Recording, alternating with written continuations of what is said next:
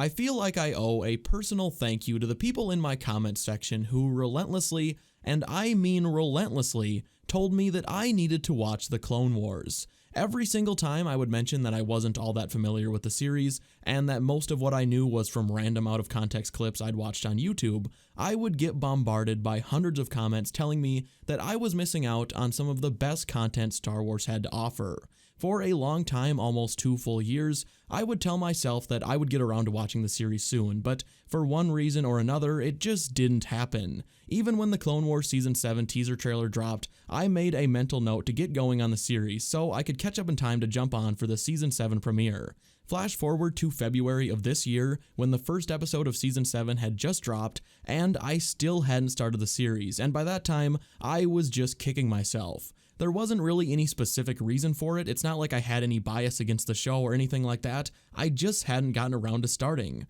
Funnily enough, my history with the Clone Wars goes all the way back to the very beginning. I remember seeing the Clone Wars movie in theaters when it came out. I think I was like 7, and while I do remember liking the movie well enough as a 7-year-old, I never ended up seeing any of the series back then. I honestly don't even know if I knew there was a show until years later. Anyway, flash forward again to about a month and a half ago, when I started hearing that Darth Maul was about to show up in the new season. Everything about Darth Maul still being alive was what always really intrigued me about the show, and when I heard he was coming back, that's when I decided, you know what, there's no time like the present, let's do this thing. And from there, I proceeded to dive headfirst into the Clone Wars, and to be honest, for my first 10 to 15 episodes, I watched the show in the most impractical order ever. I knew the show was an anthology series to an extent, but at first I just started watching the episodes in whatever order that interested me, and because of that, the first arc I watched was Maul's arc. I watched every single episode he was in right in a row, and the first episode with him back into the picture hooked me harder than any single episode of any show ever has. By the way, I will be talking spoilers about some of my favorite arcs, so if you haven't seen the show, you have been warned. Anyway, watching this deranged and broken version of Maul was absolutely fascinating to me, and the voice acting from Sam Witwer was some of the best voice acting I had ever heard. I was apprenticed to the most powerful being in the galaxy once. I was destined to become so much more. But I was robbed of that destiny by the Jedi, by Obi-Wan Kenobi. Then you must have your revenge, my brother. Yes, we shall start with revenge. In a single episode, the show was already changing a character that I saw as pretty straightforward and one-dimensional in The Phantom Menace into one of the most interesting and strangely sympathetic villains in the entire franchise. The rest of Maul's appearances in the Clone Wars up until that point only continued to impress me more, and while I definitely missed out on some of the context during Maul's takeover of Mandalore, it did very little to diminish my enjoyment of those episodes, and I was absolutely shocked what was going on in this show. I mean, at one point, Maul just goes ahead and slaughters a group of mostly innocent people, he murders Duchess Satine in front of Obi-Wan just to torture him for his own amusement, and there's even a beheading in there. Like you said, only the strongest shall rule. I had heard this show was dark and gritty at times, but I seriously was not expecting beheadings, like, at all. If you had asked me if there was going to be a beheading in this show, I would have said, no, are you crazy? From there, I just started jumping all over the place in the series. At first, I just watched episodes and arcs that sounded interesting to me, and then once I was fully acquainted with all the various characters, I started to use an episode guide that highlighted the best and most important episodes, and over the past few weeks, I have had the absolute pleasure of discovering what are some of my favorite stories in the Star Wars universe, ever. Not favorite for a cartoon, not favorite minus the movies, just my favorite stories overall. Some of these are at the absolute top, and this show has multiple storylines that I almost can't get out of my head. They are that good. The 4-episode Umbara arc in Season 4 was such a wild ride, I watched it twice, back to back. At first you just think Krell is kind of stubborn and a hard nut to crack, but you assume he at least knows what he's doing. As episodes 2 and 3 come and go, you start to question if he has any idea what's even going on. You think he's completely incompetent, and it becomes blatantly obvious that his plans have no regard for the life of his troops. He just doesn't care, and you can hardly respect him because he isn't putting himself out on the front lines with his clones. Then episode 4 comes along, and maybe I was putting way too much faith in the fact that Krell was a Jedi, but I was so shocked when you find out that the clones were firing on each other, killing their own brothers in the process, and you find out that Krell had told each side that the clones were the enemy in disguise. That scene when everyone realizes what just happened is heartbreaking. Then, of course, the episode ends with Krell continuing to taunt Rex, as he did throughout the entire arc, before being executed by the one clone who attempted to stay loyal to him and do things by the books to the very end. I had to. He betrayed us. This show has also introduced me to some characters that are quickly becoming some of my all-time favorites.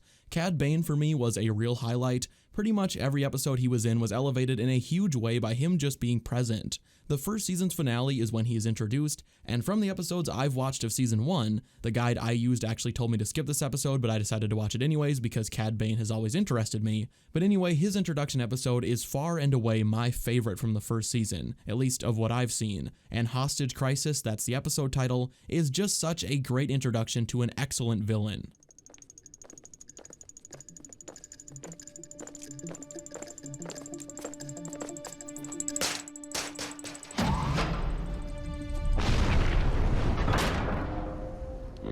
Let's go talk to some senators. Cad Bane is involved in a number of my favorite arcs. I've watched every episode with him, and I don't think there was a single one I didn't like, but my favorite with him is probably the undercover Obi-Wan arc in season 4. This arc was just so out there and very unique. It starts out with Obi-Wan faking his own death even to Anakin, and then Kenobi disguises himself and goes undercover. This arc has so many great moments. You have Obi-Wan just showing off in prison, then later trying his absolute best to earn the trust of Cad Bane, who isn't very easily fooled, and you even have an incredible episode entirely centered around a to-the-death competition among the best bounty hunters in the galaxy. It's in that episode where a certain moment takes place that solidified Cad Bane as one of my new favorite characters in the franchise.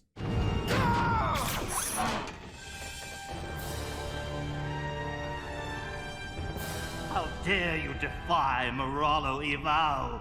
If you're gonna kill him, do it like a man.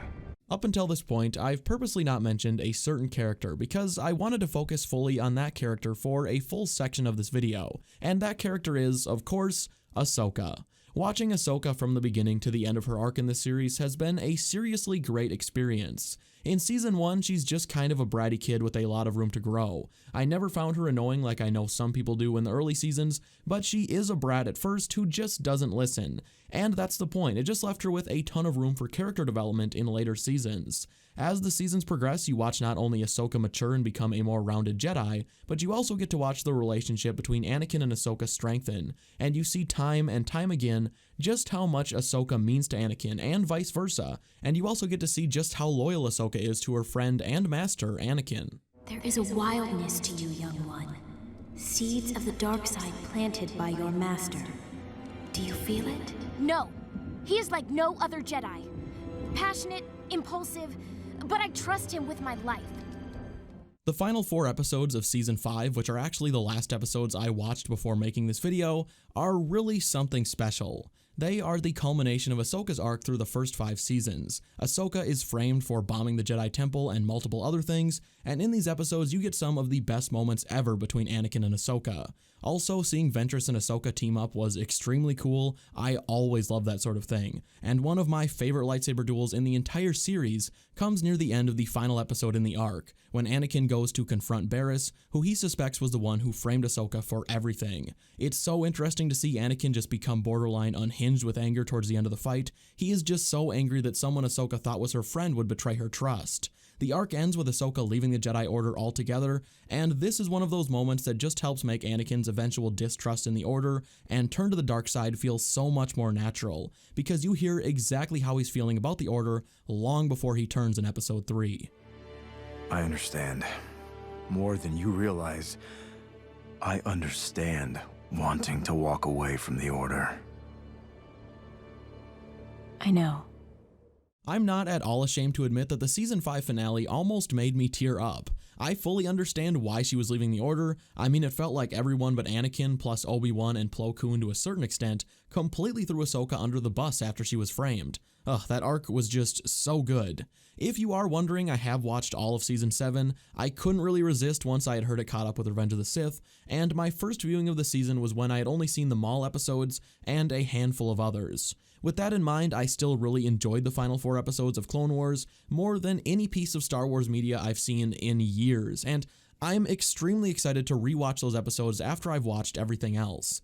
As of right now, I still do have a ton of Clone Wars to watch. Like I said, I've been using an essential viewing guide for the first 5 seasons, but after I go ahead and watch Season 6, which I haven't had the chance to yet, my plan is to just go back and give everything a chance. I imagine there are going to be a handful of episodes that aren't as good as others. I know there's an episode where Jar Jar gets mistaken as a Jedi, and I've been told that one is pretty difficult to get through, but I'm just going to give everything a chance, regardless of what people say about it, because at this point, I just want to watch everything in the series. I've been enjoying it that much, and the viewing guide I used had me skip a ton of episodes, like half of them, so I'm excited to check out what I've missed, and if there are any hidden gems I might have passed over, feel free to recommend those to me down in the comment section, and I will prioritize checking out those first. With that said, thank you all so much for watching, and if you did enjoy this type of video, which I know isn't exactly the norm for this channel, but if you did enjoy it and could leave a like, I would definitely appreciate it. Also, if you are new around here, feel free to subscribe.